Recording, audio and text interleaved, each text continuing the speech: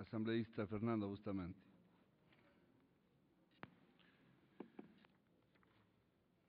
Aló.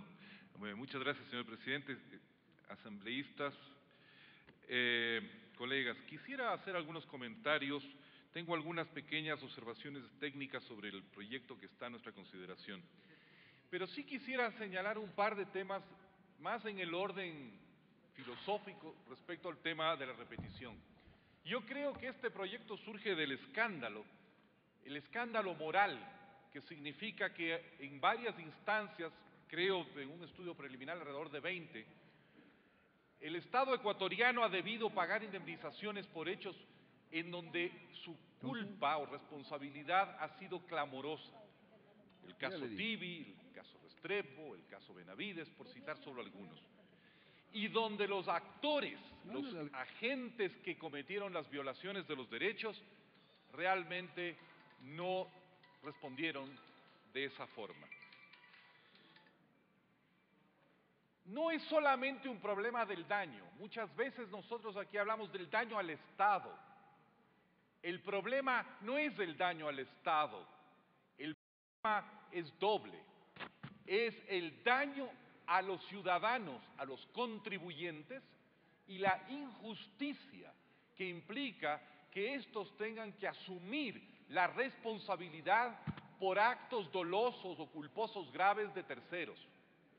O sea, no es justo que ustedes y millones de otros ecuatorianos y ecuatorianas hayan terminado pagando la cuenta de lo que personas con nombre y apellido hicieron para violar gravemente los derechos de algunas personas determinadas. Creo que lo que nos choca y nos violenta no es solamente porque finalmente el daño para cada uno de nuestros bolsillos es muy pequeño, prorrateemos entre todos los contribuyentes y en definitiva no es un gran pago el que cada uno tiene que asumir. Lo que es terrible es la idea de la impunidad y sobre todo de que la culpa, la responsabilidad recaiga en inocentes. Y eso es lo inaceptable, que sean inocentes los que terminan pagando por las responsabilidades de quienes sí violaron los derechos. Y estoy pensando en casos de violación de derechos graves. No estoy hablando necesariamente en los contenidos, en los literales F y G del artículo 1 del proyecto que estamos considerando, que me parece que son los que más le preocupan al general Moncayo en su intervención. Porque los otros, primero, ocurren muy pocas veces. Sentencias de la Corte Interamericana de Derechos Humanos son ocasionales, son casos que yo creo no tienen mayor discusión. Pero sí sería grave, ¿no es cierto? Creo que es lo que le está preocupando, que cada vez que yo me caigo en un bache y se me rompen los ejes del auto, el alcalde me tenga que termine pagándole al municipio indemnizaciones. Ese tipo de distorsión y perversión ciertamente hay que evitar. Quiero señalar que a pesar de que es absolutamente justificado el motivo de este proyecto, hay algunos problemas que hay que señalar. Quisiera señalar en primer lugar el hecho de que ya existe en nuestra legislación, concretamente en la Ley Orgánica de Garantías Jurisdiccionales, en el Código Orgánico de la Función Judicial, la figura de la repetición. ¿Por qué es que tenemos ahora que hacer otra ley? Una ley ordinaria, además. No entiendo cómo una ley ordinaria puede, por ejemplo, reformar o derogar artículos de leyes orgánicas. Ahí hay un problema que yo quisiera ver cómo se resuelve. Entiendo que una ley ordinaria no puede derogar artículos de una ley orgánica. Eso me parece que no es viable. Tal vez lo que habría que hacer es hacer una ley orgánica de repetición, cosa que me parece factible, considerando que lo que está de por medio son derechos y garantías constitucionales básicas. Quisiera sugerir a la comisión que estudie este problema. Por otra parte, me parece que buena parte de las objeciones que han surgido, incluidas las del general Moncayo, parten de un supuesto muy interesante. Si ustedes ven todas esas reflexiones, giran en torno a la corrupción de la justicia. Quiero decirles algo, si hablamos de una justicia intrínsecamente corrupta, no hay ley de repetición o ausencia de ley de repetición que vaya a hacer justicia en este país. Nosotros no podemos legislar asumiendo la corrupción de la justicia, porque legislar asumiendo la corrupción de la justicia es una tarea sin esperanzas, es un despropósito. Decir, vamos a hacer leyes que serán aplicadas por una justicia corrupta. El supuesto cuando uno legisla es que aquello que uno legisla deberá ser asumido por unos tribunales, por un sistema judicial decente, honorable. Esto nos lleva a una reflexión que va más allá del proyecto. Y eso nos pasa una y otra vez cuando consideramos leyes, sobre todo que garantizan derechos.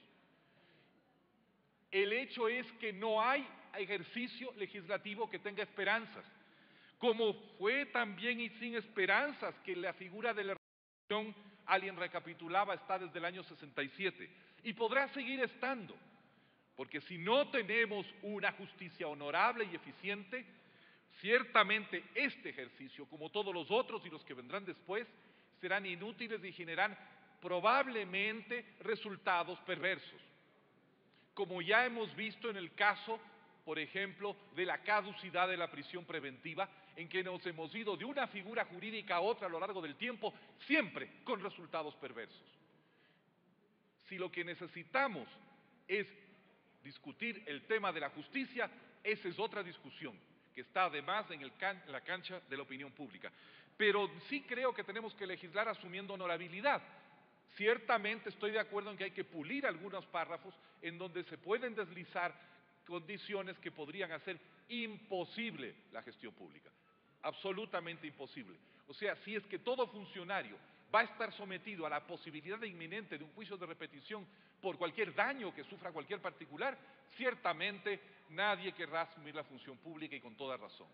Obviamente ese tipo de cosas tienen que estar previstas y deben evitarse en una ley que es importante, que es necesaria, pero sigo preguntándome, ¿y dónde estuvo la eficaz aplicación de las normas que ya estaban en nuestro ordenamiento jurídico? Y una vez más la explicación termina siendo algo que no está en nuestras manos, algo que no está en las manos de la ley como tal. Tiene que ver con el funcionamiento sistémico de una no justicia, de una carencia de justicia o de una perversidad. Si estamos hablando continuamente de que aquí hay que asumir que los jueces serán coimeados, que los abogados del Estado también, porque también hay otra posibilidad, que el abogado del Estado sea el coimeado para que no impulse el proceso, etcétera, etcétera, etcétera. Me parece extremadamente importante también que tengamos en cuenta que en este debate tenemos que separar los dos campos. El tema de la corrupción de la justicia no lo vamos a resolver ni con esta ley ni con ninguna otra. El tema de la repetición lo podemos afrontar buscando, entiendo, lo que se hace es crear una ley que codifique todas aquellas normas que ya están en nuestra legislación. Pero de nuevo me inquieta, si ya está en nuestra legislación, ¿por qué no se repitió en contra, por ejemplo, de esa persona o las personas que violaron los derechos del señor Tibi? Otra pregunta que también quisiera dirigirle a la Comisión. Las sentencias de la Corte Interamericana de Derechos Humanos contienen en algunos casos la orden de enjuiciar penalmente a los autores de las violaciones. Hay violaciones que no son daños solamente. Violación de derechos incluye también temas penales. Torturar a una persona es un delito penal de lesa humanidad. No es simplemente un daño. Y así hay muchas otras. Y quisiera preguntarle a la Comisión, como lego en la materia, ¿qué piensa la Comisión o cómo vamos a hacer para garantizar la repetición, no sé si existe tal figura, penal? O sea, que si alguien torturó, ¿no?, el Estado tenga la obligación de sancionar de acuerdo al derecho internacional humanitario y a nuestro derecho interno a esa persona, como en cualquier otro caso que se viola derechos más allá de los patrimoniales, en donde hay involucrado algo más que el daño infligido a la persona. Quisiera señalar finalmente que estoy mandando unas observaciones sobre el tema de la identificación de la responsabilidad. Creo que es necesario precisar cómo se va a identificar la responsabilidad. Creo que en el proyecto está muy abierto. Estoy proponiendo un párrafo donde se especifica claramente de qué manera se va a identificar la responsabilidad. El problema de la responsabilidad de la máxima autoridad, lo que yo creo que le preocupa a la Comisión es la posible colusión entre la máxima autoridad y el funcionario o la funcionaria. Es muy fácil decir, se perdieron los expedientes, se perdió la documentación, no puedo mirar quién fue la persona responsable. Y ahí muere la cosa. Creo que lo que se está buscando es cerrar la brecha para la protección del subordinado por el superior. Tal vez es mucho decir que la responsabilidad recaerá en la responsabilidad por el daño recaerá en la máxima autoridad, pero sí es necesario crear algún tipo de sanción o algún tipo de incentivo correcto para que no exista la posibilidad de la protección, colusión o espíritu de cuerpo que haga que los expedientes se desvanezcan y nunca pueda determinarse quién fue la persona responsable del daño que afectó los derechos sancionados. Creo que se me acabó el tiempo.